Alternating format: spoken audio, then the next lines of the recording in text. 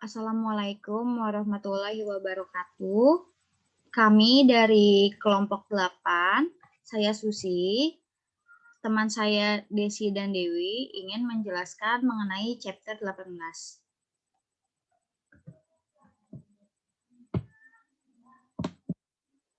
Pengakuan pendapatan. Di sini saya akan menjelaskan mengenai pengakuan pendapatan. Tujuan pembelajarnya setelah mempelajari bab ini, semua mahasiswa diharapkan mampu, 1, memahami konsep dasar yang berkaitan dengan pengakuan dan pengukuran pendapatan. Yang kedua, pahami dan terapkan proses pengakuan pendapatan 5 langkah. Yang ketiga, dapat menerapkan proses 5 langkah untuk masalah pengakuan pendapatan utama. Dan yang terakhir, dapat menjelaskan presentasi dan pengungkapan tentang pendapatan. Lalu selanjutnya dasar-dasar pengakuan pendapatan. Latar belakangnya baik IASB dan FASB telah mengindikasikan bahwa pelaporan pendapatan tidak memuaskan. Baru-baru ini IASB mengeluarkan standar konvergen tentang pengakuan pendapatan berjudul Pendapatan dari Kontrak dengan Pelanggan. Standar pengakuan pendapatan baru. Pendapatan dari kontrak dengan pelanggan mengadopsi pendekatan aset kewajiban. Perusahaan memperhitungkan pendapatan berdasarkan aset atau kewajiban yang timbul dari kontrak dengan pelanggan. Lalu perusahaan menganalisis kontrak dengan pelanggan karena kontrak melalui transaksi pendapatan. Dengan kontrak menunjukkan ketentuan transaksi, memberikan ukuran pertimbangan, dan menentukan janji yang harus dipenuhi. Lalu selanjutnya ini ada gambaran umum proses 5 langkah. Asumsikan bahwa Airbus atau FRA Corporation menandatangani kontrak untuk menjual pesawat ke Cathay Pacific Airlines atau HKG seharga 100 euro juta. Seharga 100 juta euro. Langkah pertamanya, yang pertama, identifikasi kontrak dengan pelanggan. Kontrak adalah kesepakatan antara dua pihak yang menciptakan hak atau kewajiban yang dapat diberlakukan. Di dalam hal ini, Airbus telah menandatangani kontrak untuk mengirimkan pesawat ke Cathay Pacific. Lalu selanjutnya, langkah keduanya, mengidentifikasikan kewajiban kinerja terpisah dalam kontrak. Airbus hanya memiliki satu kewajiban kinerja, yaitu mengirimkan pesawat ke Cathay Pacific. Jika Airbus juga setuju untuk memelihara pesawat, kewajiban kinerja terpisah dicatat untuk janji ini. Lalu langkah ketiga, menentukan transaksi harga. Harga transaksi adalah besaran pertimbangan yang diharapkan diterima oleh perusahaan dari pelanggan sebagai imbalan untuk mentransfer barang atau jasa. Dalam kasus ini, harga transaksinya adalah langsung saja, yaitu sebesar 100 juta euro. Langkah keempat, mengalokasikan harga transaksi ke tempat terpisah kewajiban kinerja. Dalam hal ini, Airbus hanya memiliki satu kinerja kewajiban untuk mengirimkan pesawat ke Cathay Pacific. Langkah yang terakhir yaitu akui pendapatan saat setiap kewajiban kinerja puas. Airbus mengakui pendapatan 100 juta euro untuk penjualan pesawat ke Cathay Pacific jika memenuhi kewajiban kinerjanya pengiriman pesawat ke Cathay Pacific. Contoh lanjutan dari proses 5 langkah tadi, mengidentifikasi kontrak dengan pelanggan. Langkah pertama, asumsikan bahwa Tyler Engler memesan secangkir besar kopi hitam seharga $3 dari Bean. Tyler memberikan $3 kepada seorang barista Bean yang menuangkan kopi ke dalam cangkir besar dan memberikannya kepada Tyler. Pertanyaannya, berapa pendapatan yang harus diakui Bean pada transaksi ini? Langkah pertama, identifikasikan kontrak dengan pelanggan. Dengan 1, kontrak tersebut memiliki substansi komersial, yaitu Tyler memberikan uang tunai untuk kopi tersebut. Yang kedua, para pihak telah menyetujui kontrak. Tyler setuju untuk membeli kopi dan Bean setuju untuk menjualnya. Yang ketiga, Identifikasi hak para pihak ditetapkan, yaitu Tyler berhak atas kopi dan Bean berhak menerima $3. Yang keempat, ketentuan pembayaran diidentifikasi, yaitu Tyler setuju untuk membayar $3 tersebut untuk kopi. Lalu yang kelima, kemungkinan besar pertimbangan akan terkumpul, yaitu Bean telah menerima $3 sebelum kopi dikirimkan. Tampaknya Bean dan Tyler memiliki kontrak yang sah atau satu sama lainnya. Langkah yang kedua, identifikasi kewajiban kinerja yang terpisah. Bean memiliki kewajiban kinerja untuk memberikan secangkir besar kepada Tyler. Bean tidak memiliki kewajiban kinerja lain untuk barang atau jasa lainnya. Langkah yang ketiga, menentukan harga transaksi. Harga kopi adalah $3 dan tidak ada diskon atau penyesuaian lain yang tersedia. Oleh karena itu, harga transaksinya adalah $3.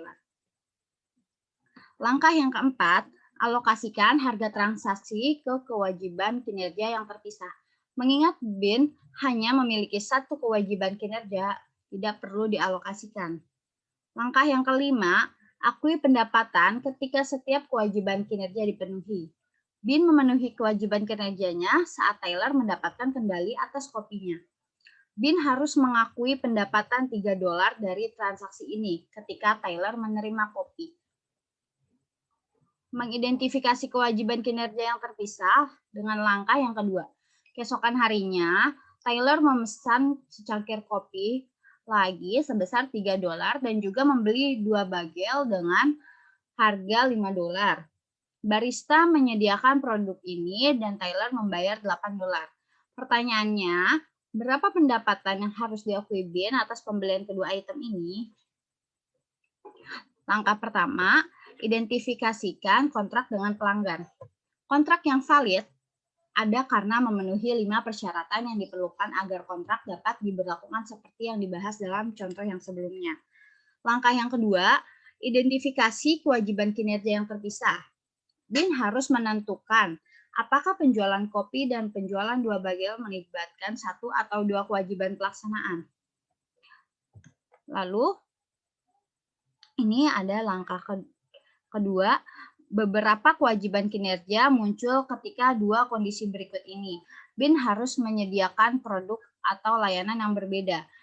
Yang kedua, produk Bean berbeda dalam kontrak. Jika kewajiban kinerjanya adalah tidak terlalu bergantung pada yang lain atau terkait dengan yang lainnya. Janji lain dalam kontrak, maka setiap kewajiban kinerja harus dipertanggungjawabkan secara terpisah. Bean memiliki 2 kewajiban kinerja. Langkah ketiga, tentukan harga transaksi. Misalnya harga transaksinya adalah $8, berarti $3 ditambah $5. Langkah yang keempat, alokasikan harga transaksi ke kewajiban kinerja yang terpisah. Bean memiliki 2 kewajiban kinerja. Yang pertama, setiap kewajiban berbeda dan tidak saling terkait atau dan dihargai secara terpisah, yaitu tidak perlu alokasi harga transaksi. Penjualan kopi tercatat $3 dan penjualan bagel dihargai $5. Langkah yang kelima, akui pendapatan ketika setiap kewajiban kinerja dipenuhi. Bean telah memenuhi kedua kewajiban kinerja ketika kopi dan bagel diberikan kepada Tyler. Kendali produk telah diteruskan ke pelanggan. Bean harus mengakui pendapatannya sebesar $8. $3 ditambah $5 saat Tyler menerima kopi dan bagel. Menentukan harga transaksi dengan langkah yang ketiga. Bean tertarik untuk merangsang penjualan biji kopi Smoke Jumper pada hari Selasa, hari kerja yang lambat untuk toko tersebut. Biasanya, kacang ini dijual seharga $10 untuk kantong 12 ounce. Tetapi Bean memutuskan untuk memotong harganya $1 ketika pelanggan membelinya pada hari Selasa karena harga diskon sekarang $9 per kantongnya. Tyler datang ke toko pada hari Selasa memutuskan untuk membeli sekantong kacang Smoke Jumper dan membayar Bean sebesar $9. Pertanyaannya, berapa pendapatan yang harus diakui Bean pada transaksi ini? Langkah yang pertama, Identifikasikan kontrak dengan pelanggan. Seperti dengan contoh yang sebelumnya, kontrak yang valid ada karena memenuhi 5 persyaratan. Langkah yang kedua, identifikasi kewajiban kinerja yang terpisah. Bin memiliki kewajiban kinerja untuk memberikan sekantong biji kopi Smoke Jumper kepada Tyler.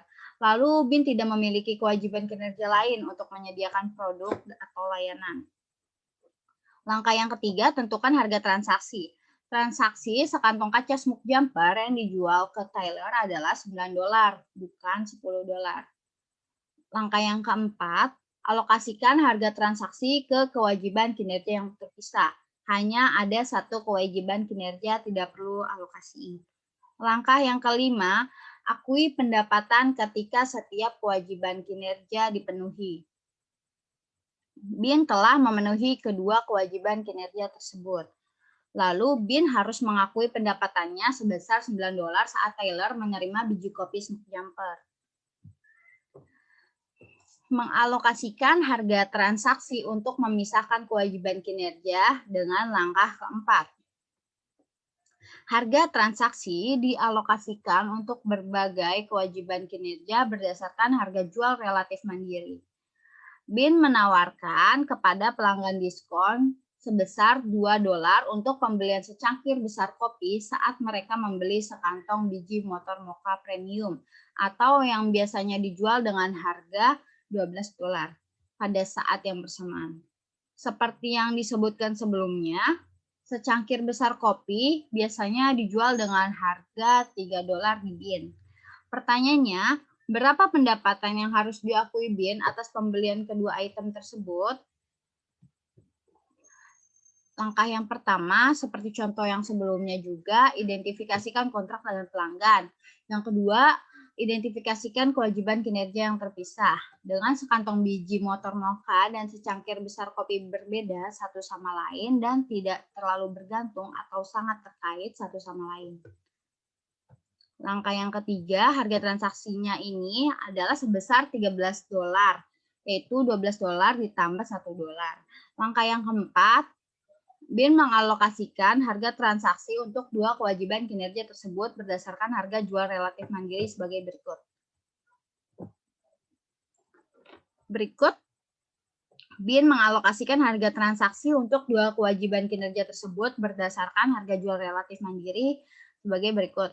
Bin's one bag dengan selling price-nya $12, persentasinya berarti $12 dibagi $15 dikali 80%, yaitu hasilnya 10,4 dikali 80% dikali $13 dengan large cup of coffee-nya $3, persentasinya 20% dikali 3 dibagi $15 dengan persentasinya 2,60 dikali $13 dikali 20%, total selling price-nya sebesar $15 dengan persentasinya 100% dan persentasenya $13.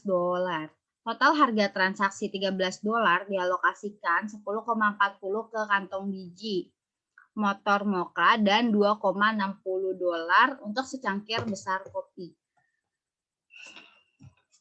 Langkah yang kelima, Bin telah memenuhi kedua kewajiban kinerja karena kendali atas kantong biji motor mocha dan secangkir besar kopi telah diserahkan kepada Tyler.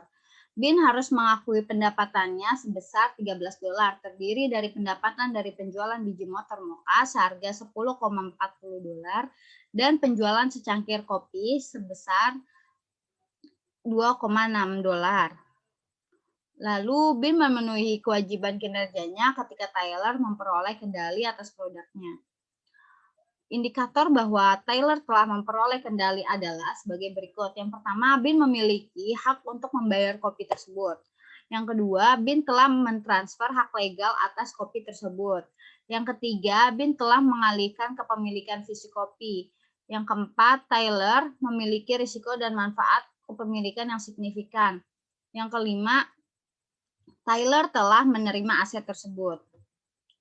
Proses 5 langkah ditinjau kembali dengan mengidentifikasikan kontrak dengan pelanggan. Langkah pertama, Kontrak. Kontrak itu merupakan perjanjian antara dua pihak atau lebih yang menciptakan hak atau kewajiban yang dapat diberlakukan. Dapat tertulis, lisan, atau tersirat dari praktik bisnis adat. Akuntansi. Akuntansi merupakan pendapatan tidak dapat diakui sampai ada kontrak. Perusahaan memperoleh hak untuk menerima pertimbangan dan menanggung kewajiban untuk mentransfer barang atau jasa. Hak dan kewajiban kinerja menimbulkan aset bersih atau kewajiban bersih. Perusahaan tidak mengakui aset atau kewajiban kontrak sampai salah satu atau kedua belah pihak melaksanakan kontrak tersebut. Kontrak dengan pelanggan dengan langkah pertama, kontrak dan pengakuan. Faktanya, pada tanggal 1 Maret 2019, Margo Company menandatangani kontrak untuk mentransfer produk ke Sunyeon pada tanggal 31 Juli 2019. Kontrak tersebut disusun sedemikian rupa sehingga Sunyeon diharuskan membayar harga kontrak penuh sebesar $5.000 pada tanggal 31 Agustus 2019. Harga produk pengiriman barang adalah sebesar $3.000. Margo mengirimkan produk ke Sunyeon pada tanggal 31 Juli 2019. Pertanyaannya, entry jurnal apa yang harus dibuat oleh perusahaan Margo sehubungan dengan kontrak ini pada tahun 2019? Jurnal untuk mencatat penjualan dan harga pokok penjualan terkait adalah sebagai berikut. Pada tanggal 31 Juli tahun 2019, jurnalnya yaitu account receivable sebesar 5.000, pada sales revenue sebesar 5.000, dan cost of goods sold-nya sebesar 3.000 dan inventory-nya dikredit sebesar 3.000 juga. Lalu selanjutnya, pertanyaan selanjutnya, Margo membuat jurnal berikut untuk mencatat penerimaan uang tunai pada tanggal 31 Agustus 2019 dengan jurnal sebagai berikut. Debitnya cash sebesar 5.000 pada kreditnya account receivable sebesar 5.000. Kewajiban kinerja terpisah dengan langkah yang kedua. Kewajiban kinerja adalah janji untuk menyediakan produk atau layanan yang berbeda kepada pelanggan. Sebuah produk atau layanan menjadi berbeda jika pelanggan mampu mendapatkan keuntungan dari barang atau jasa sendiri. Bersama dengan sumber daya lain yang tersedia, tujuannya adalah untuk menentukan apakah sifat dari janji perusahaan adalah untuk mentransfer barang dan jasa individu kepada pelanggan atau untuk mentransfer sistem gabungan atau item di mana barang atau jasa individu sebagai input. Nah, ini ada ilustrasi asumsinya bahwa Tata Motors menjual mobil ke dealer mobil Marquardt dengan harga yang mencakup 6 bulan layanan telematika seperti navigasi dan diagnostik jarak jauh. Layanan telematika ini secara teratur dijual secara mandiri oleh Tata Motors dengan biaya bulanan. Setelah periode 6 bulan, konsumen dapat memperbarui layanan ini dengan biaya di Tata Motors. Pertanyaannya, apakah Tata Motors menjual satu atau dua produk? Jika kita melihat tujuan Tata Motors, tampaknya itu adalah untuk menjual dua barang, mobil dan jasa telematik. Keduanya berbeda, namun dapat dijual terpisah dan tidak saling bergantung. Lalu selanjutnya, Softtech Inc. melisensikan perangkat lunak hubungan pelanggan kepada Lopez Company.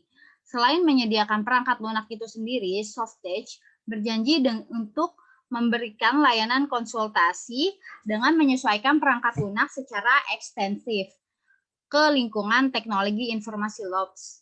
Dengan total pertimbangan sebesar $600.000 dalam hal ini, Softtech menyediakan layanan yang signifikan dengan mengintegrasikan barang atau layanan lisensi dan layanan konsultasi ke dalam satu item gabungan yang telah dikontrak Lopez.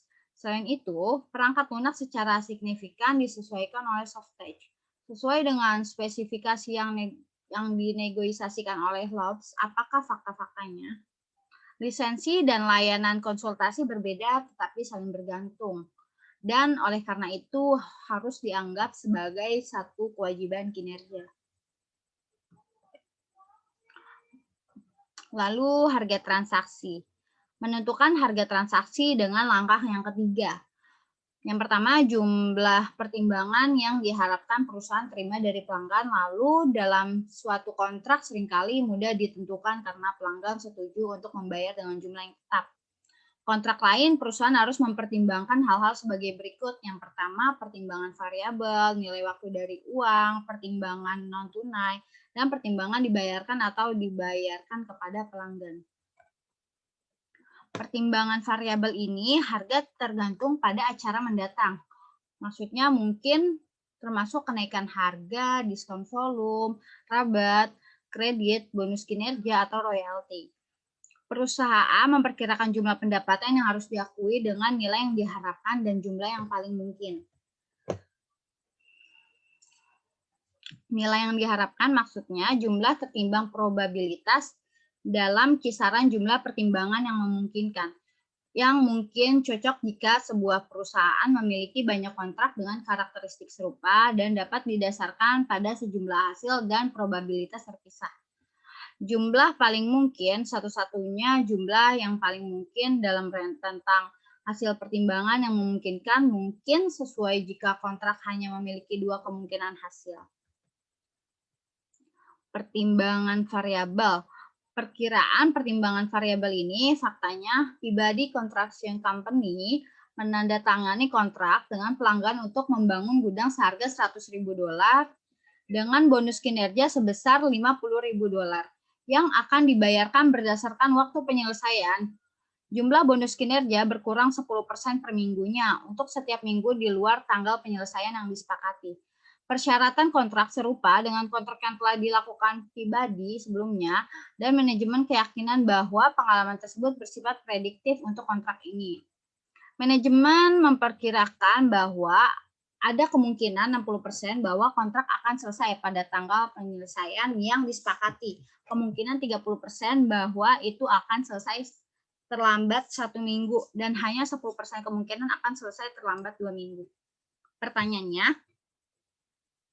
bagaimana seharusnya Peabody memperhitungkan pengaturan pendapatan ini?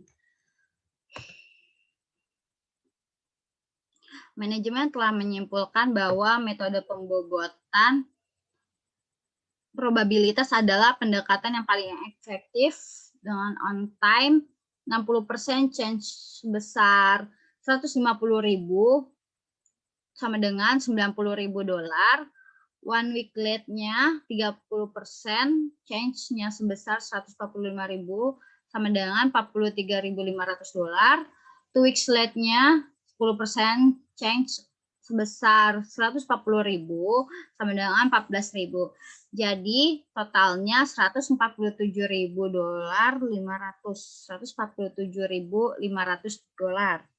Kemungkinan besar hasilnya jika manajemen yakin mereka akan memenuhi tenggat waktu dan menerima bonus sebesar $50.000, harga total transaksi akan menjadi $150.000 hasil dengan probabilitas 60%. Pertimbangan variabel. Perusahaan hanya mengalokasikan pertimbangan variabel jika dipastikan secara wajar bahwa ia akan berhak atas jumlah tersebut. Perusahaan hanya mengenali pertimbangan variabel jika satu, mereka memiliki pengalaman dengan kontrak serupa dan mampu memperkirakan jumlah pendapatan kumulatif dan berdasarkan pengalaman mereka tidak mengharapkan pengembalian pendapatan yang signifikan yang telah diakui sebelumnya. Jika kriteria ini tidak terpenuhi, maksudnya pengakuan pendapatan akan dibatasi. Menentukan harga transaksi dengan langkah ketiga. Nilai waktu dari uang. Ketika kontrak atau transaksi penjualan melibatkan komponen pembiayaan yang signifikan, maka bunga yang diperoleh atas pertimbangan yang harus dibayar dari waktu ke waktu, nilai wajar yang ditentukan baik dengan mengukur imbalan yang diterima atau dengan mendiskontokan pembayaran menggunakan suku bunga yang diperhitungkan.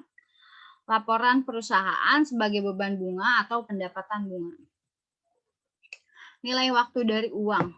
Persyaratan pembayaran diperpanjang. Faktanya, pada tanggal 1 Juli tahun 2019, perusahaan SEK menjual barang ke Grand Company seharga $900.000 dengan imbalan wesel tanpa bunga 4 tahun dengan nilai nominal $1.416.163.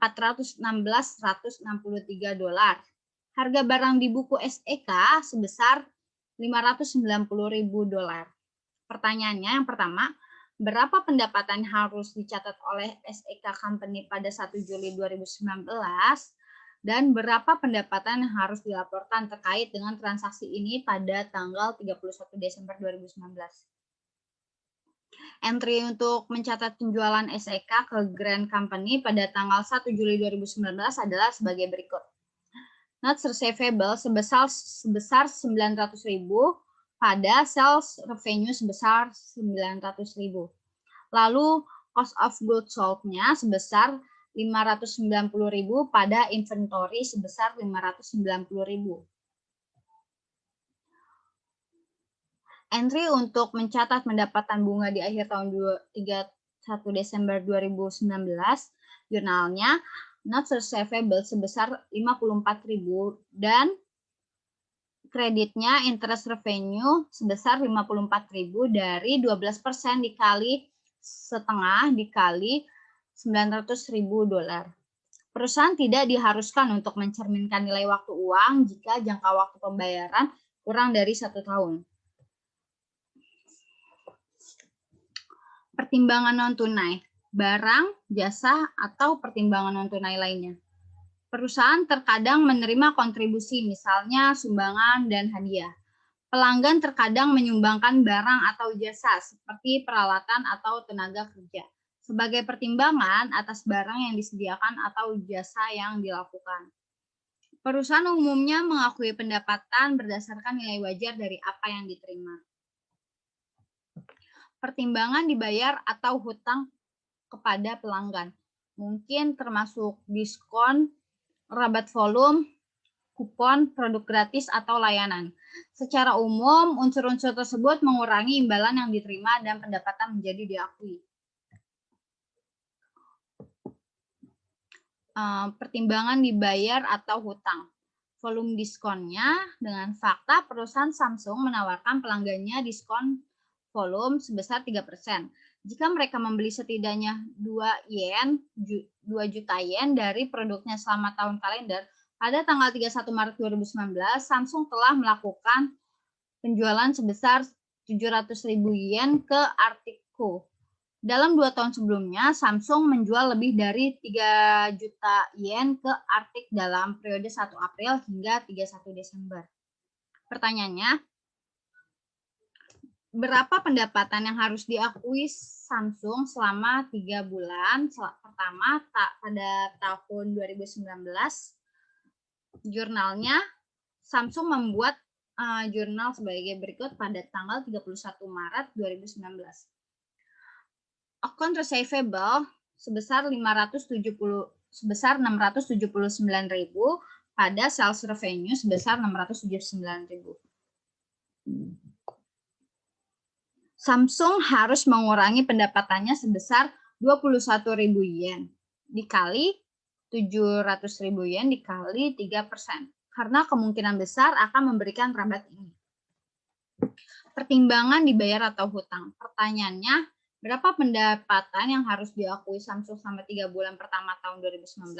Dengan asumsi pelanggan, Samsung memenuhi ambang batas diskon. Samsung membuat jurnalnya sebagai berikut. Cashnya sebesar 679.000, pada account receivable-nya dikredit sebesar 679.000. Jika pelanggan Samsung gagal memenuhi ambang diskon, Samsung membuat jurnalnya setelah pembayaran dengan jurnal cash sebesar 700.000 pada account receivable sebesar 679.000 dan sales diskon forfeited sebesar 21.000. Mengalokasikan harga transaksi untuk memisahkan kewajiban kinerja dengan langkah keempat. Berdasarkan nilai wajar relatif mereka, ukuran terbaik dari nilai wajar adalah berapa perusahaan dapat menjual barang atau jasa secara mandiri. Jika tidak tersedia, perusahaan harus menggunakan perkiraan terbaik mereka tentang harga barang atau jasa yang mungkin dijual sebagai unit mandiri. Ini contoh alokasinya dan implementasinya. Lalu, kewajiban kinerja ganda. Faktanya, handler company adalah produsen peralatan makan yang digunakan dalam industri konstruksi. Produk handler berkisar dari unit mesin otomatis kecil hingga besar, hingga sistem kompleks yang berisi banyak komponen.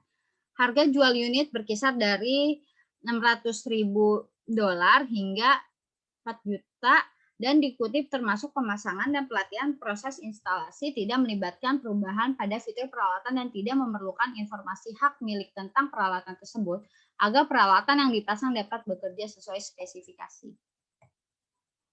Lalu penanganan memiliki kesepakatan berikut dengan Chai Company.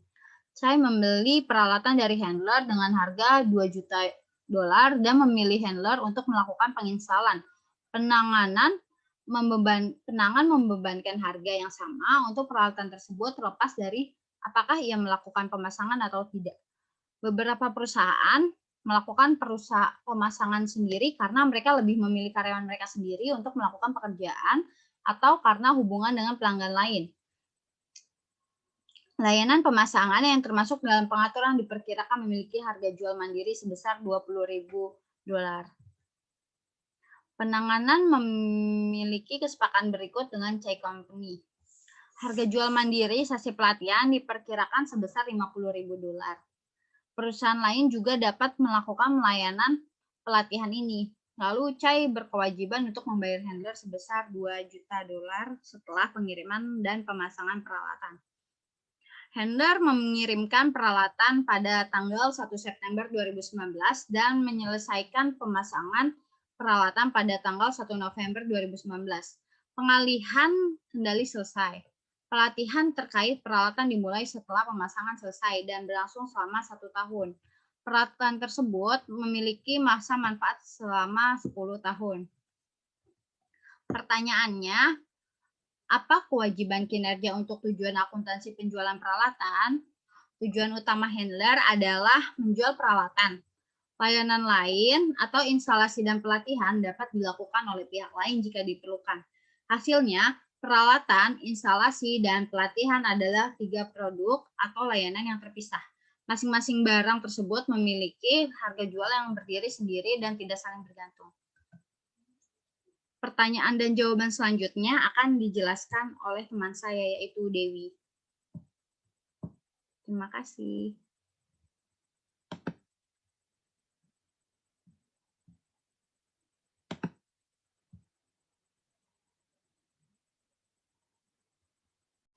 Saya Dewi Sartika akan melanjutkan presentasi chapter 17 tentang mengalokasikan harga transaksi. Pertanyaan A, apa kewajiban kinerja untuk tujuan akuntansi penjualan peralatan?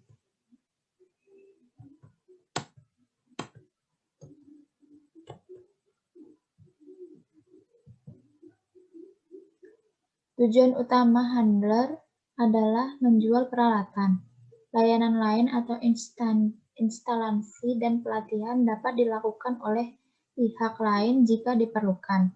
Hasilnya, peralatan, instalasi, dan pelatihan adalah 3 produk atau layanan yang terpisah. Masing-masing barang tersebut memiliki harga jual yang berdiri sendiri dan tidak saling bergantung. Pertanyaan B, jika ada lebih dari satu kewajiban kinerja, bagaimana seharusnya pembayaran $2 juta dialokasikan untuk berbagai komponen? Jawabannya adalah pendapatan total sebesar $2 juta harus dialokasikan ke 3 komponen berdasarkan harga jual relatif mandiri mereka.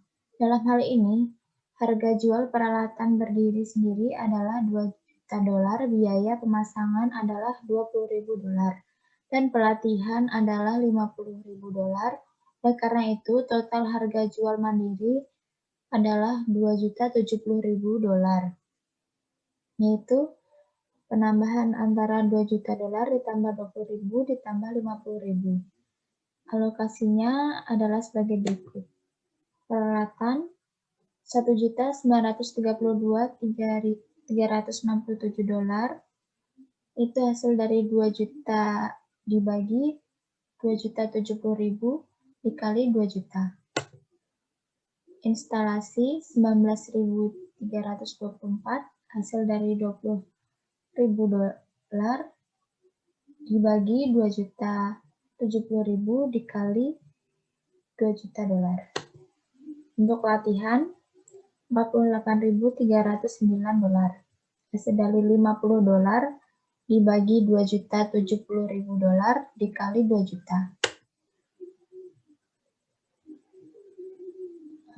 Handler membuat entry berikut pada tanggal 1 November 2019 untuk mencatat pendapatan penjualan dan pendapatan layanan atas pemasangan serta pendapatan layanan yang belum diterima. 1 November 2019, cash 2 juta, service revenue installation 19.324. Earning service revenue 48.309 dan sales revenue hasilnya jadi 1.932.367 dolar. Dengan asumsi harga pokok peralatan adalah 1.500.000 dolar, jurnal untuk mencatat harga pokok penjualan adalah sebagai berikut. November 1, 2019. Cost of goods sold 1.500.000. Inventory 1.500.000 di kredit. Handel mengakui pendapatan dari penjualan peralatan setelah instalasi selesai pada tanggal 1 November 2019. Selain itu juga mengakui pendapatan biaya instalasi karena layanan tersebut telah dilakukan.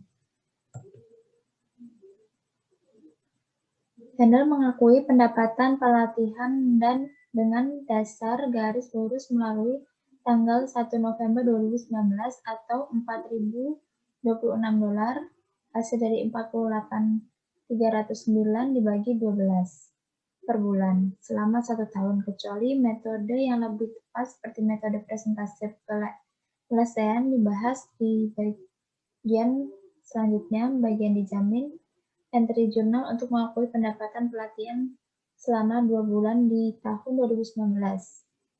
Jurnal sebagai berikut. 31 Desember 2019, unearned service revenue 8.052 dolar, service revenue training 8.052 dolar. Oleh karena itu, Handel mengakui pendapatan pada tanggal 31 Desember 2019 yaitu 1.999.743. Handel membuat entry jurnal berikut untuk mengakui sisa pendapatan pelatihan pada tahun 2020 dengan asumsi jurnal penyelesaian dibuat pada akhir tahun, yaitu 31 Desember 2020. Untuk jurnalnya unearned service revenue 40.257 dolar, service revenue training yaitu 40.257 hasil dari 48.309 dikurangi 8.052. Perusahaan memenuhi kewajiban kinerjanya ketika pelanggan memperoleh kendali atas barang atau jasa. Perubahan indikator kontrol. Yang pertama, perusahaan berhak atas pembayaran aset. Yang kedua, perusahaan telah mengalihkan hak milik resmi ke aset. Yang ketiga, perusahaan telah mengalihkan kepemilikan fisik atas aset. Yang keempat, pelanggan memiliki resiko dan manfaat kepemilikan yang signifikan. Yang kelima, pelanggan telah menerima aset. Mengenali pendapatan kapan atau sebagai masing-masing kembali kinerja yang dipenuhi. Langkah kelima. Mengakui pendapatan dari kewajiban kinerja dari waktu ke waktu. Yang pertama, ukuran kewajiban menuju penyelesaian. Metode yang pertama itu metode untuk mengukur kemajuan harus menggambarkan pengalihan kendali dari perusahaan ke pelanggan. Yang kedua, yang paling umum adalah metode biaya ke biaya dan unit of delivery. Yang ketiga, tujuan metode adalah untuk mengukur tingkat kemajuan dalam hal biaya, unit, atau nilai tambah. Dalam proses langkah pertama yaitu identifikasi kontrak dengan pelanggan. Deskripsinya adalah kontrak adalah kesepakatan yang menciptakan hak atau kewajiban yang dapat diberlakukan. Implementasinya, perusahaan menerapkan panduan pendapatan untuk kontrak. Yang kedua, identifikasi kewajiban kinerja terpisah dalam kontrak. Deskripsinya, kewajiban kinerja adalah janji dalam kontrak untuk menyediakan produk atau layanan kepada pelanggan. Kewajiban kinerja jika pelanggan dapat memperoleh manfaat dari barang atau layanan itu sendiri atau bersama dengan sumber daya lain yang tersedia. Implementasinya, kontrak dapat terdiri dari beberapa kewajiban kinerja. Akuntansi didasarkan pada evaluasi apakah produk atau layanan berbeda dalam kontrak. Jika setiap barang atau jasa berbeda tetapi saling bergantung dengan saling terkait, barang atau jasa tersebut digabungkan dan dilaporkan sebagai satu kewajiban kinerja. Yang ketiga, tentukan harga transaksinya. Harga transaksi adalah jumlah pertimbangan yang diharapkan perusahaan terima dari pelanggan sebagai imbalan untuk mentransfer barang atau jasa. Implementasinya, dalam menentukan harga transaksi, faktor-faktor yang harus diperhatikan yaitu satu, pertimbangan variabel, yang kedua nilai waktu dari uang, yang ketiga pertimbangan non-tunai, dan keempat adalah pertimbangan yang dibayarkan kepada pelanggan. Yang keempat adalah alokasi harga transaksi kewajiban kinerja yang terpisah. Deskripsinya, jika terdiri dari satu kewajiban kinerja, alokasi harga transaksi berdasarkan nilai wajar relatif. Implementasinya, ukuran terbaik dari nilai wajar adalah beberapa jasa yang baik dapat dijual secara mandiri atau harga jual mandiri. Estimasi harga mandiri dapat dijadikan yang pertama, dasar untuk penilaian pasar yang disesuaikan. Yang kedua, biaya yang diharapkan plus pendapatan margin. Yang ketiga, pendapatan sisa. Untuk yang kelima adalah akui pendapatan ketika setiap kewajiban kinerja dipenuhi. Deskripsinya, perusahaan memenuhi kewajiban kinerja ketika pelanggan memperoleh kendali atas barang atau jasa. Implementasinya, perusahaan memenuhi kewajiban kinerja baik pada satu titik waktu atau selama periode waktu tertentu. Perusahaan mengakui pendapatan selama periode waktu jika salah satu kriteria berikut terpenuhi. Yang pertama, pelanggan menerima atau menggunakan keuntungan secara yang dilakukan penjual. Yang kedua adalah pelanggan mengontrol aset saat dibuat. Yang ketiga adalah perusahaan tidak memiliki alternatif pendekatan penggunaan aset. Akuntansi untuk masalah pengakuan pendapatan. Yang pertama, retur dan tunjangan penjualan. Yang kedua, perjanjian pembelian kembali. Yang ketiga adalah tagihan dan tahan. Yang keempat, hubungan kepala sekolah agen. Yang ketiga adalah konsinyasi. Yang keenam adalah jaminan. Yang ketujuh adalah biaya di muka yang tidak dapat dikembalikan. Retur dan tunjangan penjualan. Hak pengembalian diberikan untuk produk karena berbagai alasan, misalnya ketidakpuasan terhadap produk. Perusahaan untuk mengembalikan produk menerima kombinasi berikut ini. Yang pertama, pengembalian dana penuh atau sebagian dari setiap pembayaran yang dibayarkan. Yang kedua, kredit yang yang dapat diterapkan untuk jumlah yang terhutang atau yang akan terhutang kepada penjual. Yang ketiga adalah produk lain sebagai gantinya. Ilustrasinya, asumsikan pada 12 Januari 2019, Vanden NV menjual 100 kamera seharga 100 euro. Masing-masing ke Amasya SA. Vanden mengizinkan Amaya untuk mengembalikan kamera yang tidak dapat digunakan dalam waktu 45 hari setelah pembelian. Biaya setiap produk adalah 60 euro. Vanden perkirakan bahwa yang pertama 3 produk akan dikembalikan. Yang ketiga, biaya pemulihan produk tidak akan material. Yang ketiga, produk yang dikembalikan diharapkan untuk dijual. Untuk mencatat penjualan kamera pada 12 Januari 2019, jurnalnya akun receivable 10.000 di debit dan sales revenue 10.000 di kredit. Cost of goods sold yaitu 6.000 di debit dan inventory 6.000 di kredit. Pada tanggal 24 Januari, Amaya mengembalikan 2 kamera. Pada tanggal 31 Januari, Amaya menyiapkan laporan keuangan untuk memutuskan bahwa kemungkinan hanya 1 kamera yang akan dikembalikan.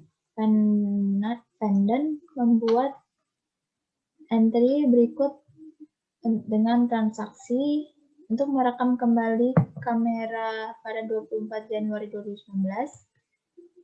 Jurnalnya sales return and allowance 200 di debit dan account receivable 200 di kredit.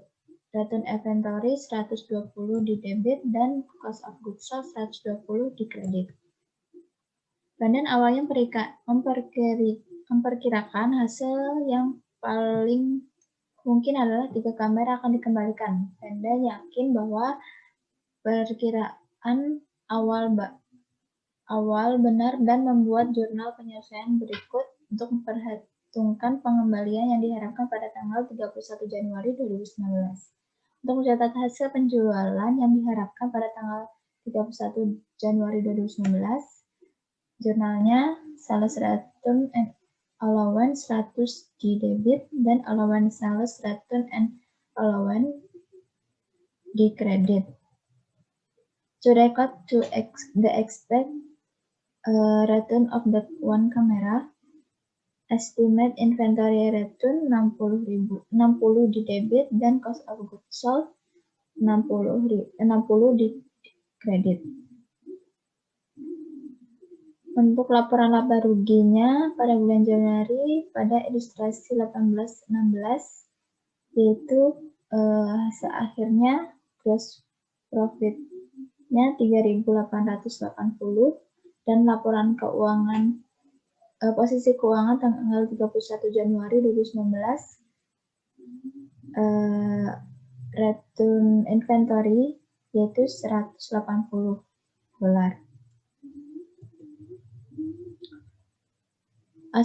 Asumsi kedua, ilustrasi kedua yaitu asumsikan sekarang bahwa pada 12 Januari 2019 Vanden NV menjual 100 kamera seharga 100 euro masing-masing secara tunai kepada Amaya SA.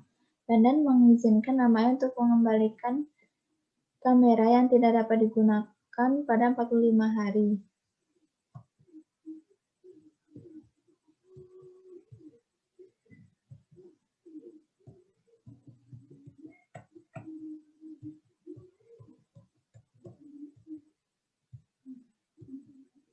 Ya. Untuk perjanjian pembelian kembali, memungkinkan perusahaan untuk mentransfer aset ke pelanggan tetapi memiliki kewajiban tanpa syarat, maju atau hak tanpa syarat opsi panggilan untuk membeli kembali aset di kemudian hari. Jika kewajiban atau hak untuk membeli kembali lebih besar dari atau sama dengan harga jual, maka transaksi adalah transaksi pembiayaan. Perjanjian pembelian kembali. Perjanjian pembelian ulang Fakta Morgan Ltd, dealer peralatan, menjual peralatan pada 1 Januari 2019 kepada Land Company seharga 100.000 euro. Ia setuju untuk membeli kembali peralatan kewajiban tanpa syarat pada tanggal 31 Desember 2020 dengan harga 121.000 euro. Pertanyaan, bagaimana Morgan Inc. harus mencatat transaksi ini dengan asumsi suku bunga 10% diperhitungkan dari perjanjian. Morgan membuat catatan berikut untuk mencatat pembiayaan pada 1 Januari 2019. Jurnalnya cash 100.000 di debit dan liability to Land Company 100.000 di kredit. Untuk Morgan mencatat bunga pada tanggal 31 Desember 2019 sebagai berikut: interest expense 10.000 di debit dan liability to Land contribution hasil dari 100.000 dikali 10% yaitu 10.000 di kredit. Morgan mencatat bunga pada perhentian kembali kepada Land pada 31 Desember 2020 sebagai berikut: interest expense 11.000 di debit dan liability to Land contribution 11.000 di kredit. Liability to Land contribution yaitu 121.000 di debit. Cash yaitu hasil dari 100.000 ditambah 10.000 ditambah 11.000 yaitu 121.000 di kredit. Peraturan tagih dan tahan. Kontrak di mana entitas menagih pelanggan untuk suatu produk tetapi entitas mempertahankan kepemilikan fisik produk sampai suatu saat di masa depan. Hasil ketika pembeli belum siap menerima pengiriman tetapi menerima hak milik dan menerima tagihan. Tagihan dan tahan. Fakta, Butler AS menjual 450.000 harga 280 perapian pada 1 Maret 2019 di kedai kopi lokal Baristo yang berencana memperluas lokasinya di sekitar kota. Berdasarkan perjanjian tersebut, Baristo meminta Butler untuk menyimpan perapian ini di gudangnya dengan kedai kopi baru yang akan menampung perapian tersebut. Hak milik diberikan kepada Baristo pada saat perjanjian yang ditandatangani. Pertanyaannya, kapan Butler harus mengakui pendapatan dari peraturan tagih dan tahan ini? Kalian menentukan kapan ia telah memenuhi kewajiban kinerja untuk mentransfer produk dan mengevaluasi kapan Baristo memperoleh kendali atas produk ini. Kapan Butler mengakui pendapatan dari peraturan tagih dan tahan ini? Yaitu agar Baristo telah memperoleh kendali atas suatu produk dan dalam peraturan tagih dan tahan selama kriteria sebagai berikut. Yang pertama, alasan peraturan tagih dan penahanan harus substansif. Yang kedua, produk harus diidentifikasi secara terpisah sebagai milik Baristo. Yang ketiga, produk saat ini harus siap untuk transfer fisik ke Baristo. Yang keempat, Butler tidak dapat memiliki kemampuan untuk menggunakan produk atau mengarahkan ke pelanggan lain. Dalam hal ini, tampak kriteria di atas telah terpenuhi. Oleh karena itu, pengakuan pendapatan harus diizinkan pada kontrak ditandatangani. Pada 1 Maret 2019, Butler membuat entry berikut mencapai penjualan tagih dan tahan dengan harga pokok penjualan terkait, yaitu jurnalnya account receivable 450.000 di debit dan sales revenue 450.000 di kredit. Cost of goods sold 280.000 di debit dan inventory 280 di kredit. Hubungan prinsipal agen. Kewajiban kinerja kepala sekolah adalah menyediakan barang atau melakukan jasa untuk pelanggan. Kewajiban kinerja agen adalah mengatur prinsipal untuk menyediakan barang atau jasa kepada pelanggan. Contoh, perusahaan perjalanan pilihan agen memfasilitasi pemesanan tamasya kapal pesiar dengan mencari pelanggan untuk perusahaan kapal pesiar kabupaten. Priceline USA agen memfasilitasi penjualan berbagai layanan seperti rental mobil di Hertz USA Principal. Pendapatan agen adalah jumlah komisi yang diterima. Konsignasi. Produsen atau grosir mengirimkan barang tetapi mempertahankan hak milik atas barang tersebut sampai barang tersebut dijual. Pengirim atau produsen atau grosir mengirimkan barang dagangan kepada teman atau dealer yang bertindak sebagai agen pengirim dalam menjual barang dagangan. Pengirim dapat untung dari penjual. Yang pertama, membawa barang dagangan sebagai inventaris. Penerima barang membuat komisi atas penjualan. Berikut adalah ilustrasinya sales on consignment. Baik, Nelba manufacturing ship merchandise costing 36 on consignment to best value store. Nelba paid 3,750 of freight cost dan best value paid 2,250 for local advertisement costs that are reimbursable from Nelba.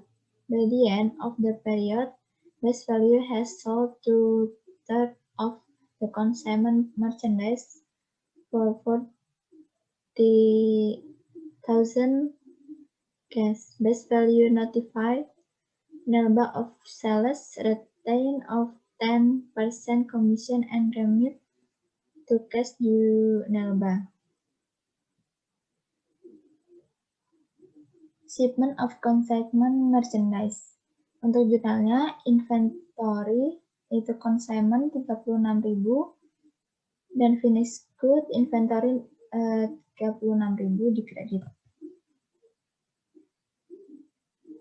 Untuk payment freight cost by consignor, jurnalnya inventory 3.750 dan cashnya 3.750 di kredit. Payment of advertising by consignee, no entry notified, dan receivable from consignor 2.250 dan kreditnya cash 2.250. Berikut adalah sales consignment merchandise, yaitu cashnya 40.000 dan di debit dan payable to consignornya 40.000 di kredit. Dan notification of sales expand the remittance of amount due. Berikut adalah jurnalnya. Untuk hasil akhirnya consignment sales 40.000 di kredit dan cash 33.750 di kredit.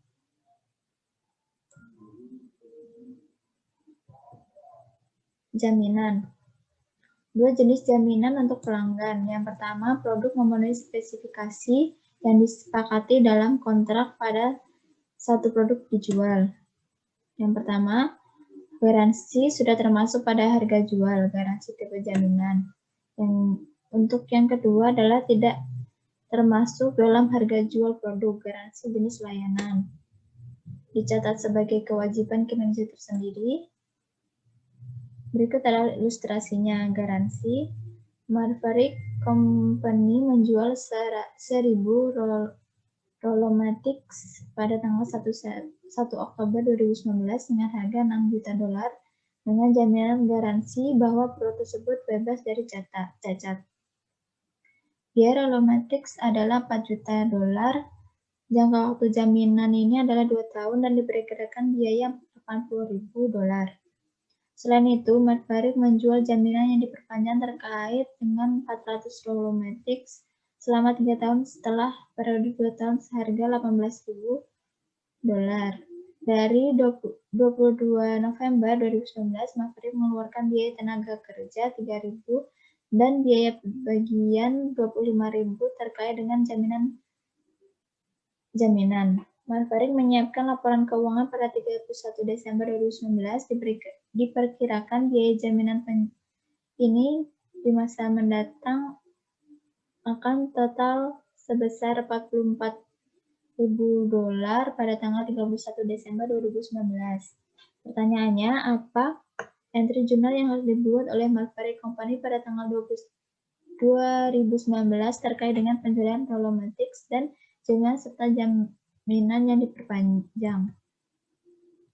Entry jurnal yang harus dibuat oleh Maverick Company adalah 2019 terkait dengan penjualan Rollomatrix dengan jaminan serta jaminan yang diperpanjang. Oktober 1, 2019 untuk mencatat penjualan Rollomatrix dan perpanjangan jaminan terkait. Untuk jurnalnya cash $6.018.000 di debit dan sales revenue $6 juta di kredit. Unearned warranty revenue $18.000 di kredit. Untuk mencatat harga pokok penjualan dan mengurangi persediaan Rollomatrix, cost of goods 4 juta di debit dan inventory 4 juta di kredit. 22 November 2019, untuk mencatat biaya garasi yang dikeluarkan, jurnalnya warranty expense 28.000 di kredit, sales dan wage payable 3.000 di kredit, dan inventory part 25.000 di kredit. 31 Desember 2019, untuk mencatat penyelesaian terkait dengan jaminan-jaminan di akhir tahun, jurnalnya warranty expense 44.000 di debit dan warranty liabilities 44.000 di kredit. Biaya di muka yang tidak dapat dikembalikan, pembayaran dari pelanggan sebelumnya, pengiriman suatu produk, performa suatu layanan. Yang kedua adalah umumkan berkaitan dengan inisiasi aktivitas atau peraturan barang atau layanan yang akan disediakan atau dilakukan di masa mendatang. Ketiga, kebanyakan kasus pembayaran di muka tidak dapat dikembalikan. Contohnya, biaya keanggotaan di klub kesehatan, biaya aktivasi telepon, internet atau kabel. Presentasi dan pengungkap. Presentasi yang pertama adalah hak tanpa syarat untuk menerima imbalan karena perusahaan telah memenuhi kewajiban kinerja. Yang kedua adalah hak syarat untuk menerima pertimbangan karena perusahaan telah memenuhi suatu kewajiban kinerja tetapi harus memenuhi kewajiban kinerja lain sebelum dapat menagih pelanggan.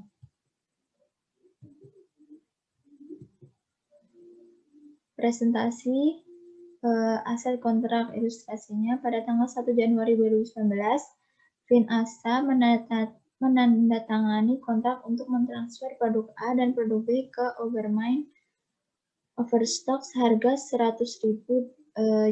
Kontrak tersebut menetapkan bahwa pembayaran produk A tidak akan terjadi sampai produk B juga dikirimkan.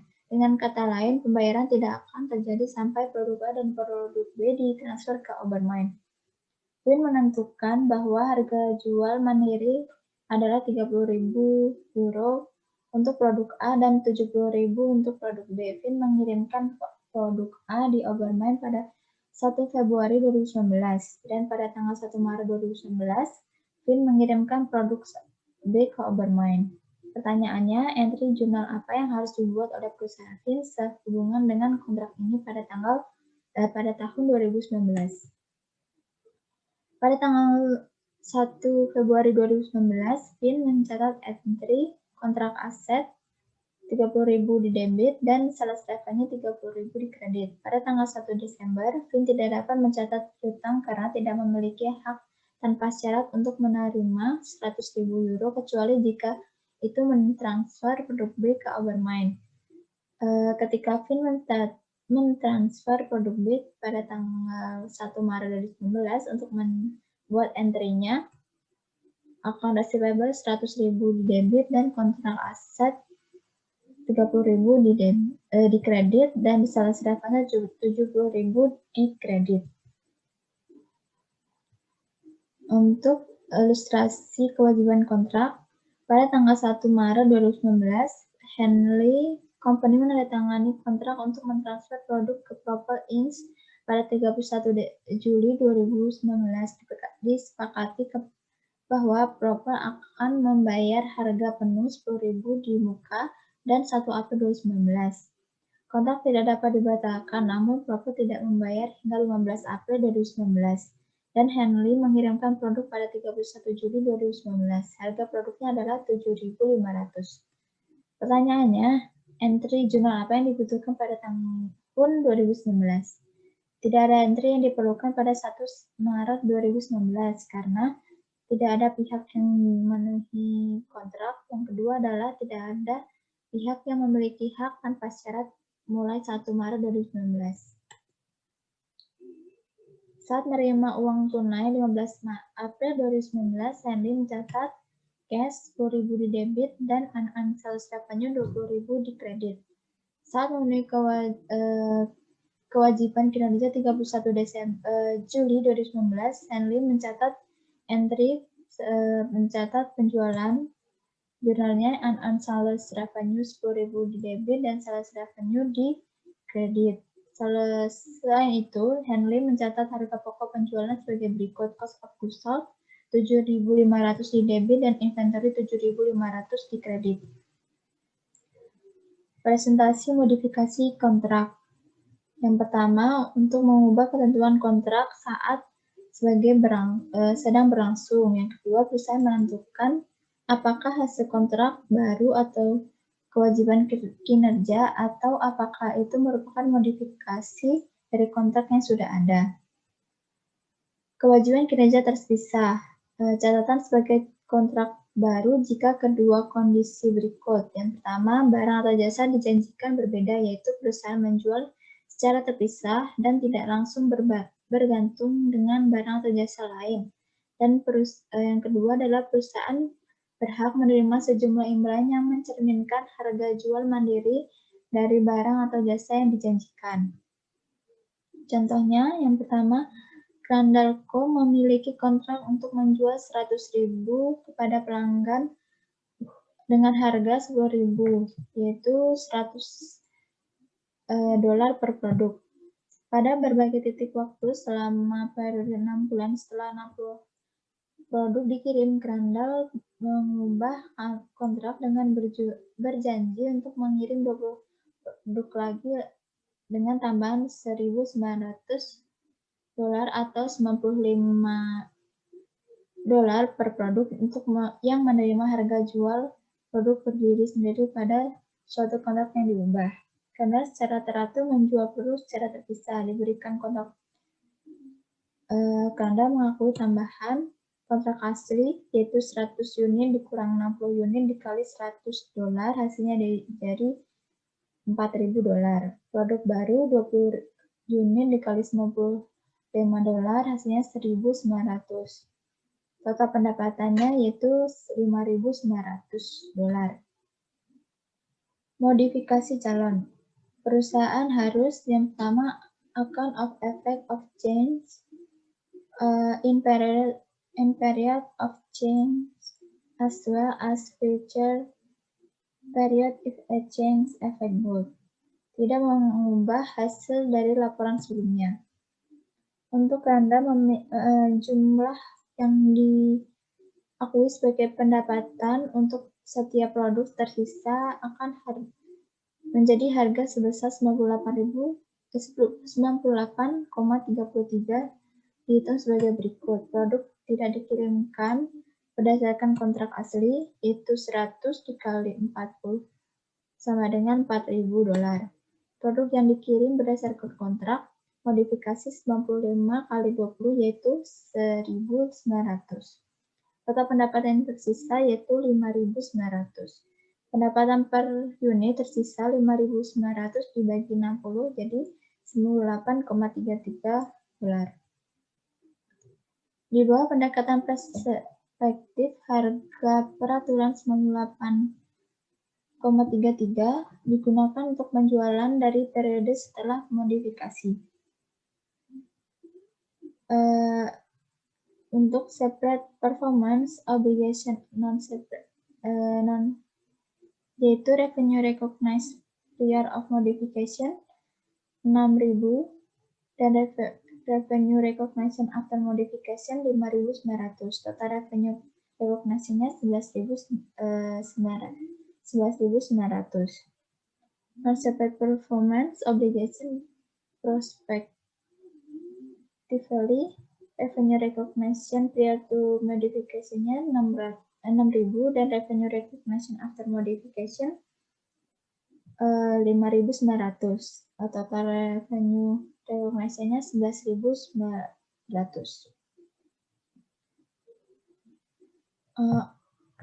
Untuk presentasi selanjutnya akan dijelaskan oleh Desi. Wassalamualaikum warahmatullahi wabarakatuh.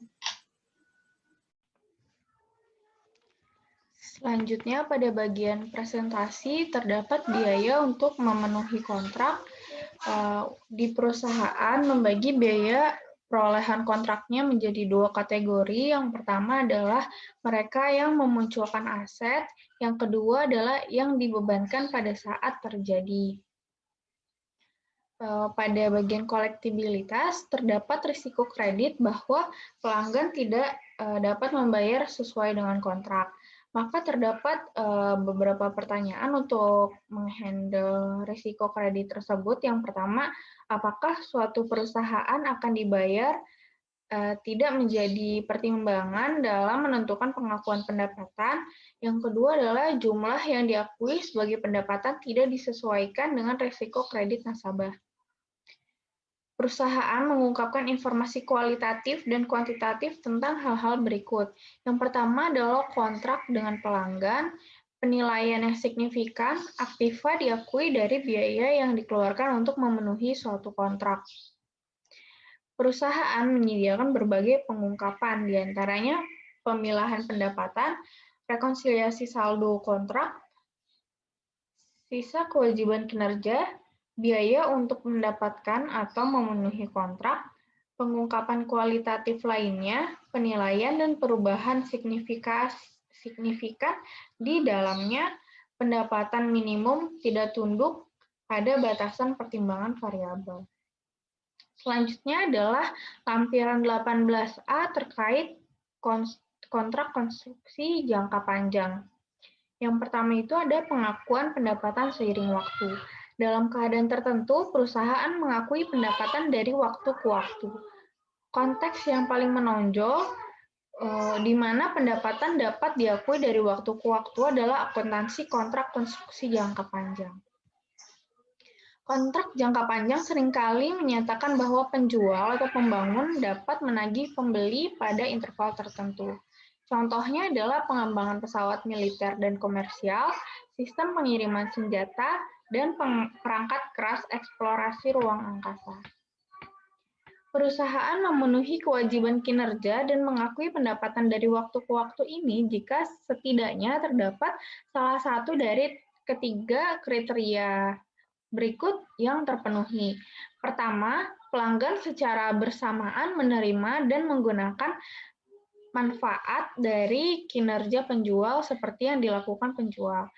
Kinerja perusahaan menciptakan atau meningkatkan aset, misalnya pekerjaan dalam proses yang dikontrol pelanggan saat aset dibuat atau ditingkatkan, atau yang terakhir, kinerja perusahaan tidak menciptakan aset dengan menggunakan alternatif.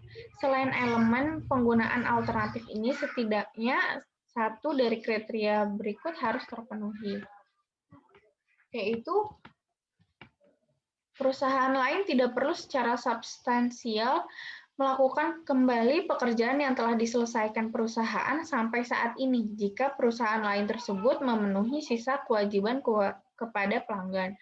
Yang kedua, perusahaan memiliki hak atas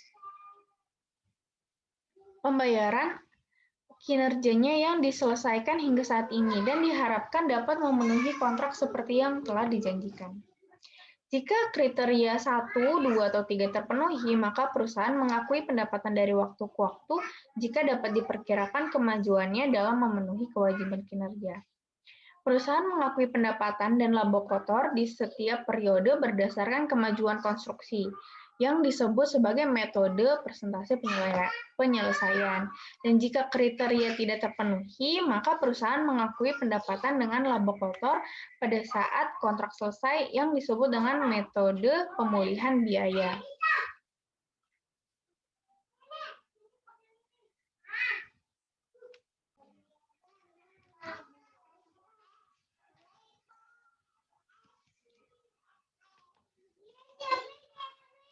Selanjutnya adalah untuk metode persentase penyelesaian, yaitu untuk mengukur kemajuan menuju penyelesaian. Ukuran masukan paling populer yang digunakan untuk menentukan kemajuan menuju penyelesaian adalah dasar biaya ke biaya.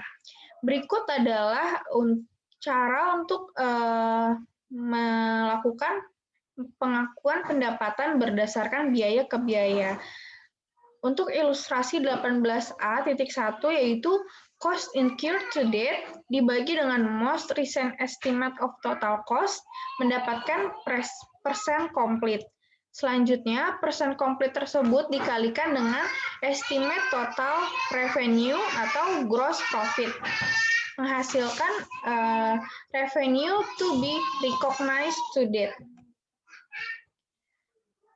Kemudian, hasil dari ilustrasi 18A.2 yaitu revenue to be recognized to date dikurangi dengan revenue recognized in prior periods, menghasilkan current period revenue or gross profit.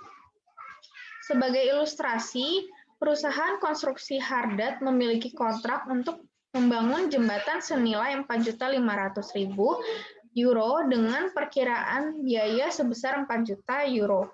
Kontrak tersebut akan dimulai pada Juli 2019 dan jembatan tersebut akan selesai pada Oktober 2021. Berikut data terkait masa konstruksi dari tahun 2019, 2020 hingga 2021. Selanjutnya adalah untuk mengaplikasikan perhitungan percentage of completion method cost to cost basis. Jadi di tahun 2019 sampai 2020 dan 2021 kontrak price diisi dengan yang telah disepakati yaitu sebesar 4.500.000 euro. Lalu di tahun 2019 dikurangi dengan estimated cost yaitu cost to date-nya sebesar 1 juta, estimated cost to complete yaitu 3 juta, estimated total cost-nya, yaitu totalnya sebesar 4 juta. Menghasilkan estimate total gross profit sebesar 500.000. Jadi persen komplitnya sebesar 25% didapat dari cost to date sebesar 1 juta dibagi dengan estimate total cost sebesar 4 juta. Menghasilkan 25%. Selanjutnya di tahun 2020, untuk cost to date diisi dengan 2.916.000 dan estimate cost to complete sebesar 1.134.000 didapat dari soalnya. Lalu menghasilkan estimate total cost sebesar 4.050.000. Menghasilkan persen complete sebesar 72% didapat dari 2.916.000 dibagi dengan 4.050.000. Kemudian untuk estimate total gross profit-nya didapat sebesar 450.000. Selanjutnya di tahun 2021 untuk cost to date-nya sebesar 4.050.000 menghasilkan estimate total cost sebesar 4.050.000 karena dia tidak memiliki estimate cost to complete. Sehingga untuk persen completion-nya sebesar 100%. Karena cost to date-nya sebesar dengan total cost-nya. Gitu. Estimate total gross profit sebesar 450.000 euro. Berikut adalah untuk pencatatan atas hasil perhitungan sebelumnya.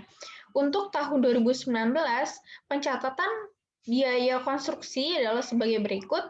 Pada debit yaitu construction in process sebesar 1 juta dan di debitnya material cash yaitu sebesar 1 juta. Lalu progress billing-nya adalah account receivable pada debit sebesar 900.000 ya, dengan billing on construction in process pada kredit sebesar 900.000. Collections yaitu debit di cash sebesar 750.000 dan kredit sebesar 750.000 dengan account receivable.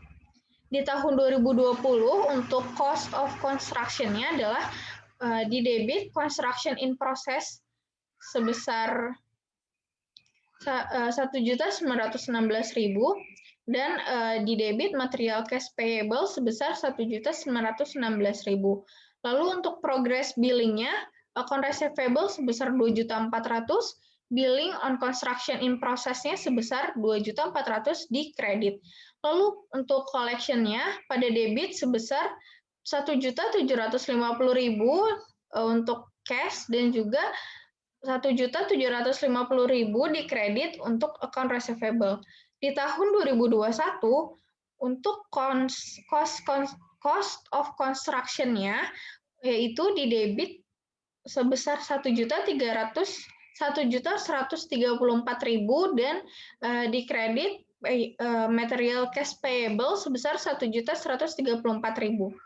Lalu untuk progress billing di debit account receivable sebesar 1.200.000 dan di kredit billing on construction in process sebesar 1.200.000.